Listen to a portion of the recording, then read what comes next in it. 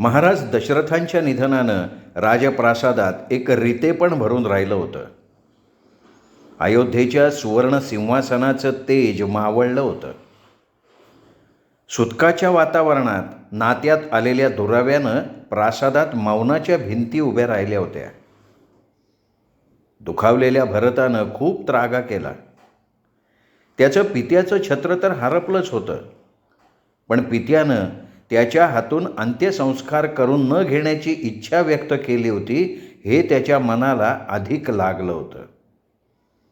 मातेशी बोलण्याची त्याला आस उरली नव्हती. उद्ध्वस्त मनस्थितीतल्या भरताला सुमित्रामांच्या प्रेमळ शब्दांनी सावरलं. उर्मिलानं मांडवीला भेटायला तिच्या दालनात बोलवलं.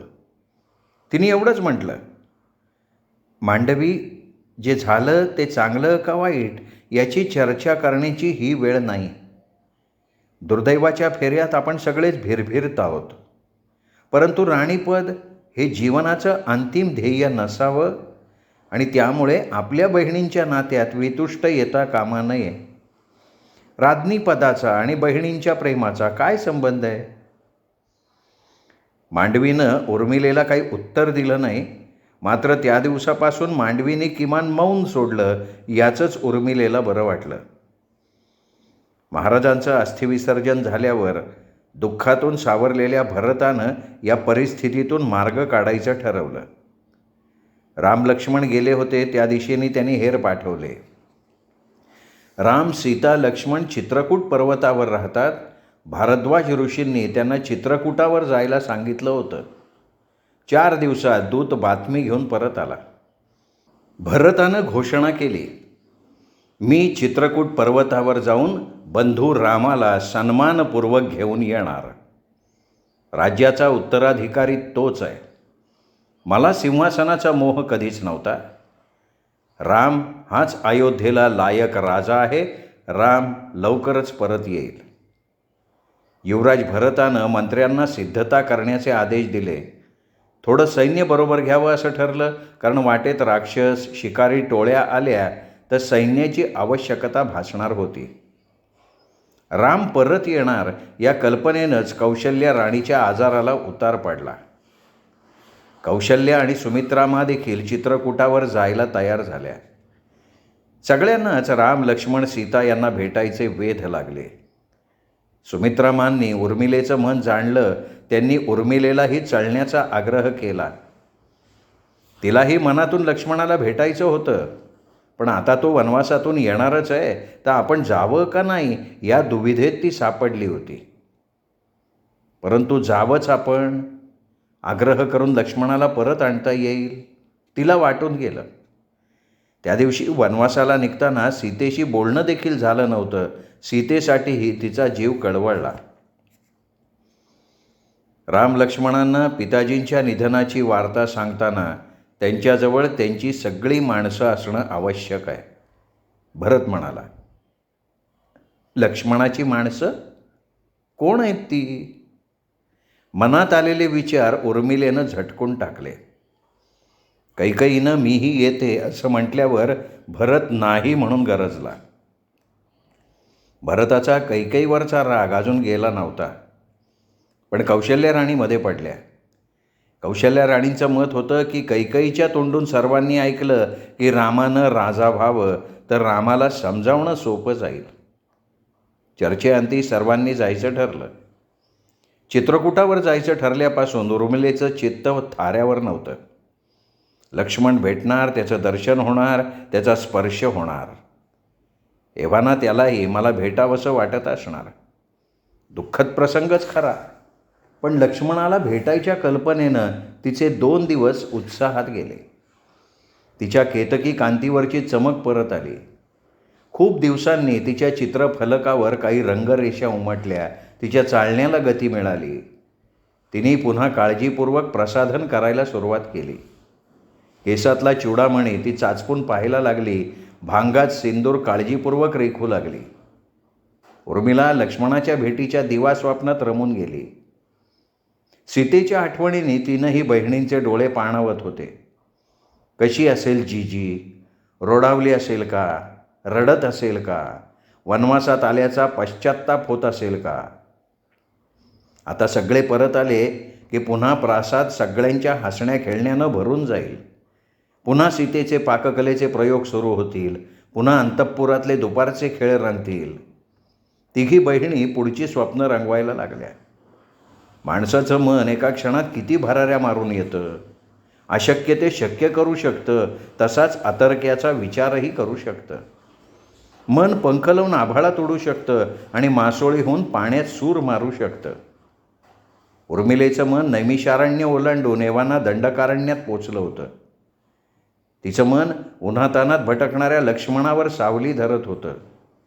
तिचं मन रानोमाळ फिरणाऱ्या तिच्या नाथाच्या अवतीभोवती फुलपाखरासारखं रुंजी घालत होतं. तिचं मन तिच्या प्रियच्या पावलात घोटाळत होतं.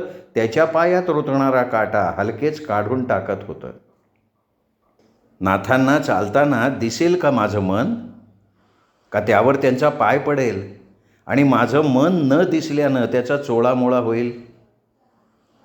उर्मिला चालताना ठेचकाळली. यापुढे लक्ष्मणावर चिडायचं नाही की रागवायचं नाही. प्रत्येक बाबतीत वाद घालायचे नाहीत. थोडं पडतं घेईन मी, जरा नरमाईनं वागेन. तुम्ही मला सोडून का गेलात याविषयी काही विचारणार नाही मी. अयोध्येत येऊन रामजेठजींबरोबर प्रहर घालवले तरी रागावणार नाही मी. तिने अनेक वचनं कल्पनेतल्या लक्ष्मणाला एका क्षणात देऊन टाकली. आपल्या न झालेल्या चुकांचं सुद्धा तिने मनोमन प्रायश्चित्त घेऊन टाकलं. तिचं एकाकी वेडं मन लक्ष्मणासाठी कसलीही तडजोड करायला तयार झालं होतं. तमसा, यमुना, गंगा, गोमती अशा नद्या ओलांडत राजपरिवार चित्रकूट पर्वतापर्यंत पोचला. हिरव्यागार वनश्रीनं आच्छादलेला चित्रकूट पर्वताचा परिसर भारद्वाज ऋषींच्या वास्तव्यानं पवित्र झाला होता. 12 महिने खळाळून वाहणारी मंदाकिनी नदी, घनदाट जंगल आणि त्यात हिरवाईनं वेढलेला कुमुदागिरी पर्वत. चित्रासारखा दिसणारा म्हणून चित्रकूट असं त्याचं नाव पडलं होतं. काही दिवसांपूर्वीच राम, लक्ष्मण, सीता भारद्वाज ऋषींच्या सांगण्यावरनं इथे येऊन राहिले होते. राम लक्ष्मणांनी तिथे सुंदर पर्णकुटी बांधली होती. भोवतालचा निसर्ग आणि आजूबाजूला निडरपणे वावरणारे मोर, हरणं, किलबिल करणारे पक्षी बघून इथे पराकोटीची मनःशांती मिळत असे. सोबतीला मंदाकिनीच्या पाण्याची झुळझुळ असे. त्या दिवशी सकाळी फळं तोडून लाकडं गोळा करून राम लक्ष्मण पर्णकुटी बाहेर बसले होते. दूरवरून येणाऱ्या आवाजांनी त्या शांततेचा भंग केला. आवाज निकट यायला लागले. धुळीनी यावा तसा आभाळाला करडा रंग चढला. कोलाहल ऐकून रामानं लक्ष्मणाला साल वृक्षावर चढून अवलोकन करायला सांगितलं. लांबवर उडणारी धूळ पाहून लक्ष्मणाला वाटलं परकीय आक्रमण आहे. तो सावध झाला. रथांची खडखड ऐकू यायला लागली. लक्ष्मण बाण सोडणारच होता, पण रामाने त्याला थांबवलं. लक्ष्मणाचा उतावेळपणा रामाला असा वेळोवेळी थांबवावा लागे. थांब बंधू, राक्षस असा हल्ला करत नाहीत, ते अचानक येतात. आपल्यावर एखाद्या राजाचं आक्रमण व्हावं तर आपण इथे आहोत हे फार कोणाला माहीत असणं शक्य नाही. आणि आपल्याकडे काही वैभव नाही. धीर धर, आपण अंदाज घेऊ. रामानं लक्ष्मणाला संयम ठेवायला सांगितला. रथ पुढे पुढे येऊ लागले. तसं रथावरचं निशाण पाहून रामाला खात्री पटली की रथ अयोध्येहून आलेले आहेत. परंतु लक्ष्मणाला वाटलं की आता भरत आजोळहून परत आला असेल आणि रामाच्या राज्याभिषेकाविषयी कळल्यामुळे तो रामाला वधायला आला असेल. शेवटी तो कैकेयीचा पुत्र आहे. लक्ष्मणाची कमरेच्या खडगावरची पकड घट्ट झाली. तो फक्त रामाच्या आदेशासाठी थांबला होता. रथ पुढे आले. पहिल्या रथातून 3ही माता उतरल्या. मातांना पांढऱ्या साडीत आणि कुमकुम सिंदूर विहीन बघून राम लक्ष्मणांना अभद्र घडल्याची जाणीव झाली. मागच्या रथातून इतर कुटुंबीय येईपर्यंत राम लक्ष्मणाला बघून कौशल्या राणीनं हंबरडा फोडला. पुन्हा एकदा शोकाची लाट उसळली. पित्याचं अंतिम दर्शनही प्राक्तनात नसणं हे राम लक्ष्मणासाठी फार मोठं दुर्भाग्य होतं. भरत आणि शत्रुघ्न राम लक्ष्मणाला कडकडून भेटले. पित्याच्या निधनानं राम खचून गेला. ज्या दिवशी पिताश्री स्वर्गवासी झाले त्याच दिवशी त्यांनी पर्णकुटीची वास्तुशांत आणि ग्रहप्रवेश केलेला होता. या दैव दुर्विलासाचं राम लक्ष्मण सीता तिघांनाही वाईट वाटत होतं. रामा, माझ्या प्रिय पुत्रा, तुझ्या वियोगाच्या दुःखानं महाराजांनी प्राण सोडला. अंतिम क्षणापर्यंत ते तुझंच नाव घेत होते. कौशल्या राणी मुसमुसत होत्या. कैकई राणी खजील होऊन बसल्या होत्या. धीरोदात्त राम आसवं गाळत होता, पण दुःखातही त्याचा विवेक जागृत होता. सांत्वन झाल्यावर मंदाकिनी नदीकाठी ज्येष्ठ पुत्र रामाच्या हातून पिंडदान आणि श्राद्धाचे विधी झाले. रामाच्या हातून पित्याचं कार्य झालं. आता महाराज दशरथांच्या आत्म्याला मुक्ती मिळेल. ऋषी वसिष्ठ उद्गारले. श्राद्ध भोजनाचा प्रसाद रामलक्ष्मणांच्या गळ्याखाली उतरेना. चारही बहिणींची गाळाभेट झाली. सीता हडकली होती. उन्हातानात राहून तिचा गोरा रंग तांबडा झाला होता. ती साधी सुती साडी नेसून गळ्यात मोजकेच सौभाग्य अलंकार घालूनही सुंदर दिसत होती. तिने सगळा फुलांचा शृंगार केला होता. केसात मोठी रानफुलं माळली होती. हातात गळ्यात फुलांच्या माळा, डोक्यावर आंबाडा. खरंच सीता एखाद्या ऋषिकन्येसारखी दिसत होती. वनात राहूनही सुखाच्या तेजानं तिचा चेहरा झळकत होता. सीतेला तशी पाहून मांडवी वर्रमली होती. मांडवीने विचारलं, जीजी, तू तर तशीच मधुर हसतीयस. एव्हाना तू रानाला, काट्याकुट्यांना, या झोपडीला, कंदमुळं आणि फळं खाण्याला कंटाळली असशील असं वाटत होतं. सीता म्हणाली, मी इथे खरंच सुखात आहे. बघा ना, हे मोकळ्या आकाशाचं छप्पर, ही पर्णकुटी, हे खळखळ वाहणारे झरे. आम्ही इथे मनाला येईल तिथे फिरतो, मनाला येईल ती फळं खातो, पक्ष्यांची गाणी ऐकतो. थकलो की वटवृक्षाच्या नाही तर सालवृक्षाच्या छायेत विश्रांती घेतो. खदीर, लोध्र, चंदनाच्या वृक्षाला मी झोके बांधते. नीम, वेणू असे पुन्नांग वृक्षाखाली कधी चूल मांडून आम्ही वनभोजन करतो. ठाऊक आहे, मला पक्ष्यांची भाषा थोडी थोडी कळायला लागली आहे. रात्रीच्या आकाशातले तारे ओळखायला शिकते आहे. वनातल्या औषधींचा अभ्यास करते आहे. इथे ना झऱ्यावर हरणाचे बछडे आणि वाघाचे बछडे एकत्र पाणी प्यायला येतात, एकमेकांशी खेळतात. आहे की नाही गंमत? ही घ्या, एका अनामिक वृक्षाची फळं. दिसायला जांभळासारखी पण चव आम्रफलासारखी. मीच त्या वृक्षाचं नामकरण केलं आहे, जाम्रवृक्ष. सीतेने त्यांना ती फळं खायला लावली. ती अवीट गोड होती. निसर्ग आपल्याला भरभरून देत असतो. आपल्याला घेता आलं पाहिजे. नागरी जीवनात आपण विसरूनच जातो की आपली मुळं इथेच आहेत, या मातीत. पशूंना देखील संवेदना असतात. निसर्गाशी मैत्री करणाऱ्या मानवाला ते मुळीच त्रास देत नाहीत. सीता मनापासनं बोलत होती.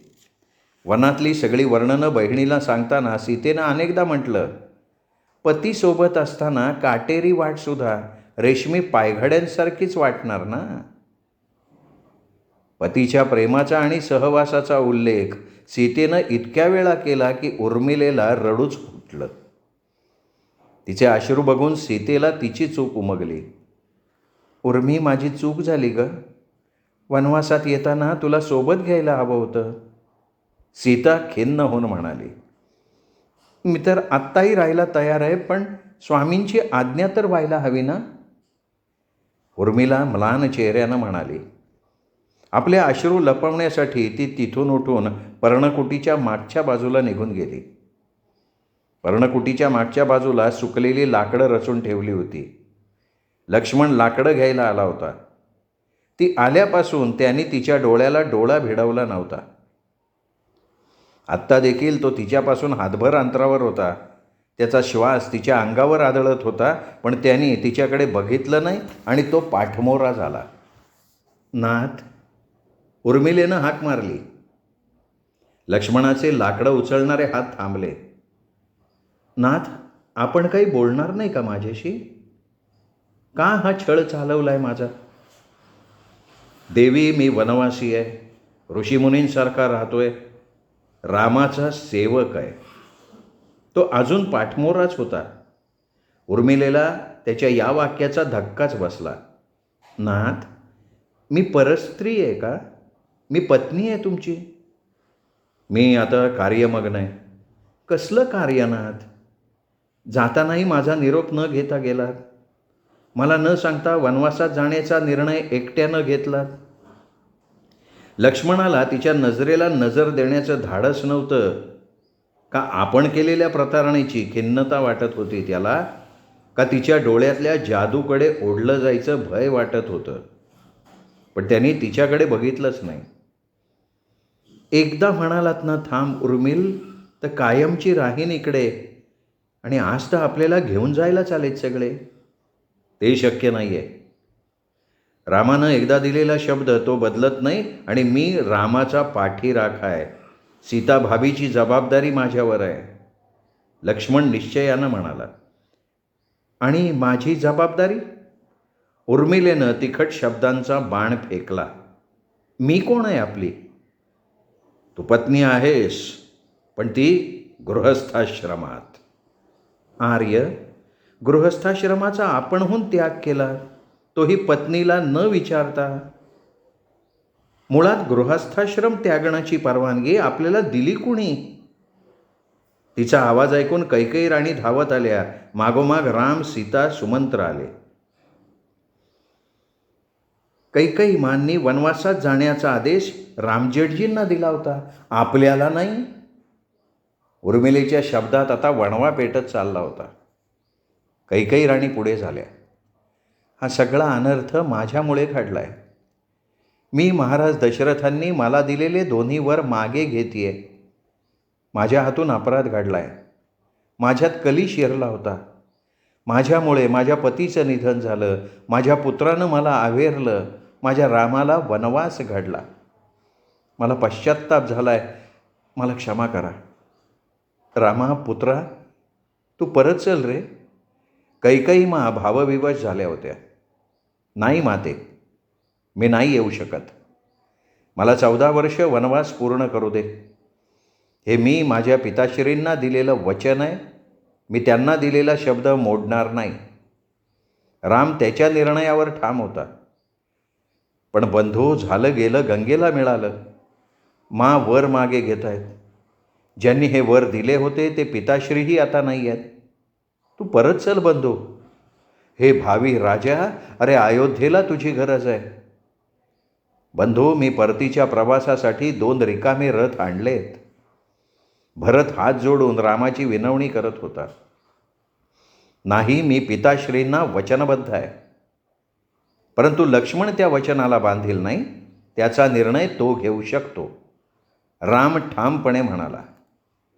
मी तुझ्यासोबत असणार बंधू. लक्ष्मणाचं बोलणं ऐकून उर्मिलेनं चमकून लक्ष्मणाकडे बघितलं. याला स्वतःचं मत आहे का नाही? लक्ष्मणानं तिच्या नजरेला नजर देणं पुन्हा टाळलं असं तिला वाटलं. एव्हाना तिथे सर्व ऋषीजन, तीनही माता, भरत, शत्रुघ्न, त्यांच्या पत्नी सगळेच आले होते. भरतानं रामाची बऱ्याचदा याचना केली. शत्रुघ्ननंही त्याला अयोध्येला चलण्याविषयी विनवलं, पण राम ते मान्य करेना. शेवटी भरतानं विनम्र होत भावासमोर पुन्हा हात जोडले आणि म्हणाला, हे रामा, मी अयोध्या राज्याचा केवळ पहारेकरी आहे. तुझ्या पादुका मला दे रामा, त्या मी सिंहासनावर ठेवीन. तू येईपर्यंत त्यांची पूजा करीन. तुझ्या मार्गदर्शनानं राज्यकारभाराकडे लक्ष देईन. तू वनवासात असताना मला सुखोपभोग घेण्याचा काहीही अधिकार नाही. मी देखील तुझ्यासारखा तपाचरण करत नंदीग्राम आश्रमात व्रतस्थ राहीन. भरताच्या या निर्णयानं मांडवीला अनपेक्षित धक्का बसला.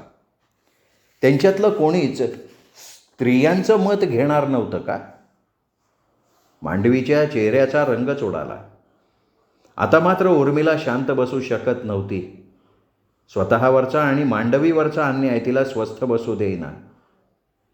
आपण सगळे दशरथ पुत्र बंधू कर्तव्य, पुत्र कर्तव्य निभावताय, मग पती कर्तव्य काय आहे? उर्मिलेच्या धारदार आवाजानं सगळेच आपापले. हे कोणी ठरवलं की आश्रम बदलला की कर्तव्य बदलतात? नाथ, या सर्वांसमक्ष विवाहाचे सगळे संस्कार, सगळी वचनं पाळून आपण माझा पत्नी म्हणून स्वीकार केलात ना. मग कोणत्या नियमानं आपण माझा त्याग केलात? बोला ना. मी तिकडे अयोध्येत राहून माझा पुत्रवधूचा धर्म निभावतीये, परित्यक्ता पत्नी म्हणून जगतीये. माझे सगळे धर्म मी पाळावेत अशी अपेक्षा आहे. मग पती म्हणून आपला धर्म, आपलं कर्तव्य काय आहे? उर्मिलेनं लक्ष्मणाला थेट प्रश्न विचारला. सगळे गप्प झाले होते. उर्मिला आता संतापली होती. बंधुकर्तव्य निभवायला माझी ना नाही, परंतु पत्नीला त्याची काही कल्पना द्यायला नको का? स्त्रियांना फक्त गृहीतच धरायचं आहे? पिताश्रींनी सगळ्या मांना गृहीत धरलं, आता भरतजेठजींनी मांडवीला गृहीत धरलं, लक्ष्मणाने मला गृहीत धरलं. असं का? कोणत्या शास्त्रात, कोणत्या वेदात असं लिहिलंय हे सांगाल का मला? उर्मिलेचा चेहरा लालबुंद झाला होता. ती सर्वांना प्रश्न विचारत होती. स्वामी, विवाह वेदीवर आपण या सर्वांसमक्ष मला 7 वचनं दिली होती. त्यातल्या सगळ्या नाही, पण काही वचनांची आपल्याला आठवण करून देते. तीर्थक्षेत्री व्रतकर्म करताना, यज्ञ करताना मी तो पत्नीसह करीन. युवावस्था, प्रौढावस्था, वार्धक्य या जीवनाच्या सर्व अवस्थांमध्ये या वामांगीचं मी पालन करीन. भविष्यात मी माझ्या कुटुंबाचं पालन करीन अशी प्रतिज्ञा मी या वामांगी समोर घेत आहे. आणि सगळ्यात महत्त्वाचं, सर्व कार्यात आणि व्यवहारात मी माझ्या पत्नीचा विचार घेईन. आपण विवाहातल्या या वचनांनाच छेद दिलाय स्वामी. याची दाद मी कुणाकडे मागू?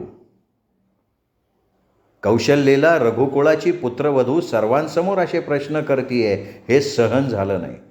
कौशल्या राणी गरजली. उर्मिला, हा परिस्थितीचा दोष आहे.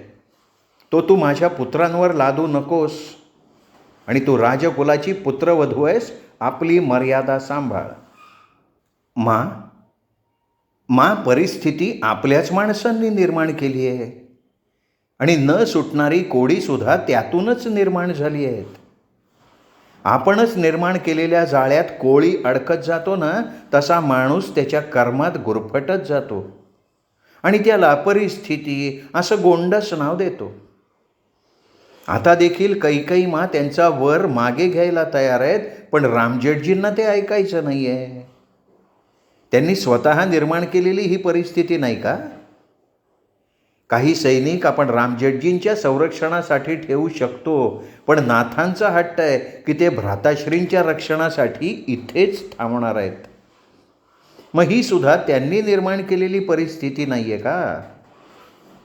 या सगळ्यात बळी मात्र फक्त स्त्रिया जातात. अहल्येचा विनयभंग झाला, यात तिची काय चूक होती? गौतम ऋषी अहल्येला क्षमा करू शकत होते, पण नाही ना केली त्यांनी क्षमा. तसंच मी न केलेल्या चुकीची मला का शिक्षा? उर्मिला जे म्हणत होती ते चुकीचं नाही हे सगळ्यांना कळत होतं, पण वस्तुस्थिती बदलावी अशी पात्रता एकातही नव्हती. फक्त उर्मिलेनं उठवलेली प्रश्नांची झोड कुणालाच आवडली नव्हती. वसिष्ठ ऋषींनी रघुकुळाची रीत, परंपरा यावर काहीतरी गुळमुळीत भाषण केलं, परंतु उर्मिलेच्या बुद्धिवादी विचारांचं खंडन त्यांना करता आलं नाही. लक्ष्मण निरुत्तर झाला होता. संध्याकाळी सगळ्यांची परत निघण्याची तयारी झाली. उर्मिलेला अजूनही अंधुकशी आशा होती की लक्ष्मण काहीतरी बोलेल, पण त्यांनी काहीच म्हटलं नाही. निघताना तिने त्याला चरणस्पर्श केला. पत्नीचा तोही धर्म नव्हता का? ती परत जायला वळली. ती पाठमोरी असताना तो खोल आवाजात म्हणाला, शक्य झालं तर मला समजून घे उर्मिल. तिने वळून पाहिलं. तिला वाटलं धावत जाऊन त्याला मिठी मारावी, त्याच्या छातीवर डोकं घुसळून त्याच्या भरदार छातीवर छोटे छोटे मुष्टिप्रहार करावेत, त्याला म्हणावं, मला ठेवून घ्या ना इथे. त्याच्या एका उर्मिल शब्दासाठी ती सगळं आयुष्य उधळून द्यायला तयार होती. त्याच्या चुकांना क्षमा करायला तयार होती. पण तो पाठ फिरवून निघून गेला. सगळे परत निघाले. तिला त्या दोघांच्या मध्ये पसरलेल्या 14 वर्षांच्या लांब लांब सावल्या दिसायला लागल्या. मावळतीच्या खिन्न किरणांबरोबर ते बरोबर आणलेले 2 रिकामे रथ पराभूत योद्ध्यासारखे पाय ओढत चालले होते. उर्मिलेचं आयुष्य देखील त्या रथांसारखंच रिकामं झालेलं होतं. श्रोते हो, तुम्ही ऐकताय स्मिता दातार लिखित अयोध्येची उर्मिला ही कादंबरी. हा आजचा 10वा भाग इथेच संपला. 11वा भाग ऐकण्यासाठी उद्या भेटूयात दीपक रेगे कथाकथन चॅनलवर. नमस्कार.